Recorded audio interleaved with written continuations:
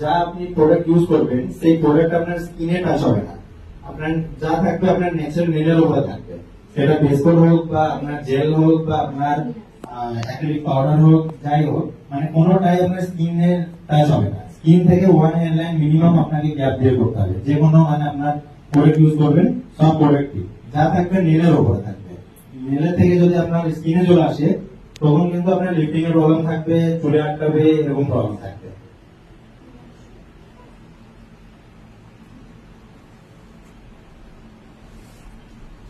Sir একটা question আছে, বলছে অনেক সময় যে ডালটা এরকম করছে, এরকম অনেক সময় আবার এরকম করে রেখে দেয় জেলটা লাগানোর পর, সেটা কেন করে? এবার কি হয় যে ওটা করার কারণ হচ্ছে জেল যদি কেউ বেশি মোটা করে লাগিয়ে দেয়, ঠিক না? এবার মোটা করে লাগানোতে কি হয় যে জেল সামনের দিকে বেশি মোটা হয়ে গেল বা পেছনের দিকে বেশি মোটা হয়ে গেল, ঠিক না? ওটা পেছনের দিকেও বেশি মোটা হবে না, সামনের দিকেও বেশি মোটা হবে না।